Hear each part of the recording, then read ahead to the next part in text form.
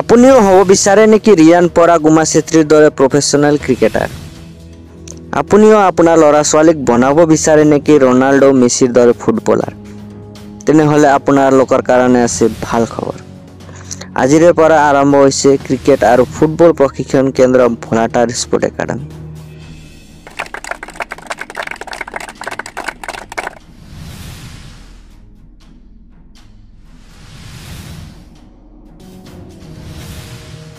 ওদালগুৰি জিলা অন্তৰ্গত ভোলাটাৰ গাঁৱৰ পৰা উঠি অহা প্ৰজন্মক খেল জগতত আগুৱাই লৈ যোৱাৰ উদ্দেশ্যে আজি শুভাৰম্ভ হয় ভোলাটাৰ স্পৰ্ট একাডেমি।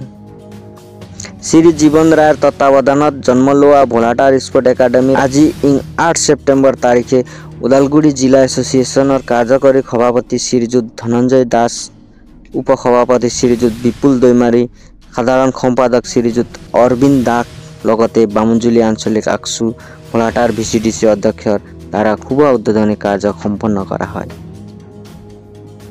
অনুষ্ঠানত উপস্থিত থাকি শুভেচ্ছা তথা উঠি অহা প্ৰজন্মক একাডেমিত জড়িত থকাৰ আহ্বান ওদালগুৰি জিলা ক্ৰিকেট এছ'চিয়েশ্যনৰ কাৰ্যকৰী সভাপতি আৰু সাধাৰণ সম্পাদকৰ। আজি ভোলাটাৰত জীৱন ৰায় ডাঙৰীয়া তত্বাৱধানত স্পৰ্ট একাডেমি এখন উদ্বোধন কৰা হৈছে। সেই মুহূৰ্তত আপোনালোকেও ইয়াতে অতিথি হিচাপে আহি পাইছে। সেই বিষয়ত ইয়াৰে জীৱন ৰায় তথা এই যুৱাসকলৰ কাৰণে দুই প্ৰথমতে মই ভোলাটাৰবাসী ৰাইজ আৰু জীৱন ৰায়ক মই ধন্যবাদ দিছোঁ।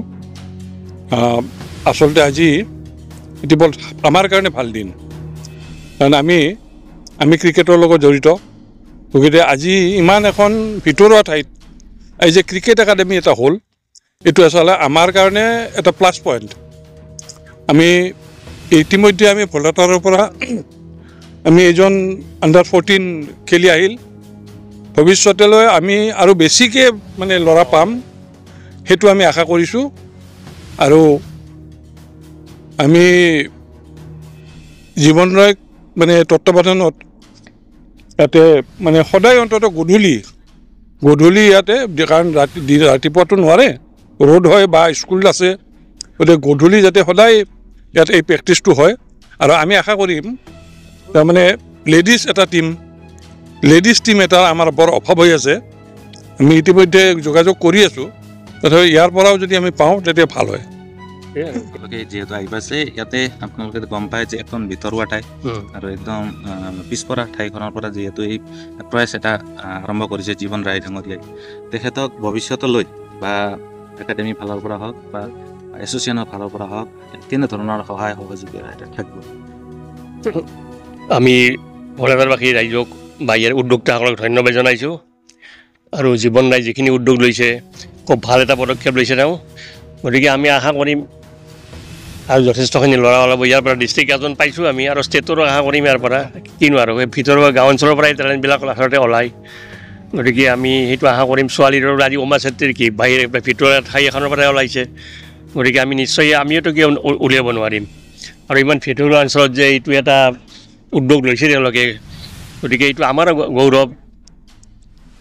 আৰু জীৱন ৰায়ে যিখিনি আমি ডিষ্ট্ৰিক্টৰ ফালৰ পৰাও তেখেতক আমি চাইম আৰু কিমান যদি সহায় কৰিব পাৰোঁ আৰু যদি কিবা কামত লগাব পাৰোঁ, সেইখিনি আমি আশা কৰিম। আৰু এইটো আমাৰ অনুষ্ঠান বা মুকলি হ'ল এই ক্ৰিকেট কোচিং এটা চেণ্টাৰ জীৱন ৰায়ৰ অধীনত। আমি এই ভোলাটাৰৰ ল'ৰা ছোৱালীখিনিক আমি অনুৰোধ জনাম, তেওঁলোকৰ মানে নিজৰ কাৰণেও, অৰ্থাৎ খেলা ধূলা কৰাটো আচলতে এটা মানে ফিজিকেল ফিটনেছৰ কাৰণে বৰ দৰকাৰ। নিজকে নিৰোগী কৰি ৰখাৰ কাৰণে খেলা ধূলা খেলিব লাগে। আমি আশা কৰিম এই যিটো একাডেমি তাত সকলোৱে আহি যোগদান কৰক, ভালকৈ শিকক, নিজৰ মানে ফিজিকেল ফিটনেছটো ৰাখক। আৰু আমি ইতিমধ্যে আমাৰ সম্পাদকে কৈ গৈছে যে আমি যিখিনি পাৰোঁ, কাৰণ আমি আচলতে ওদালগুৰি ডিষ্ট্ৰিক্ট ক্ৰিকেট এছ'চিয়েশ্যন মানে ফাইনেন্সিয়েলি ইমান চাউণ্ড নহয়, তথাপিতো আমি এই এনেকুৱা ঠাইত আমি মানে এটা হেৰি কৰিব পাৰিলে আমি ভাল পাওঁ। কাৰণ গাঁৱৰ পৰাই আমাৰ কৈ গৈছে, উমা চেত্ৰীৰ কথা কৈ গৈছে, গাঁৱৰ পৰাই আহে টেলেণ্ট। গতিকে আমি আশা কৰিম ল'ৰা ছোৱালীবিলাকে আহি যোগদান কৰিব, কৰি এই খেলখন বা এই প্ৰশিক্ষণখিনি ভালকৈ ল'ব। এইখিনিয়ে ক'বলগীয়া।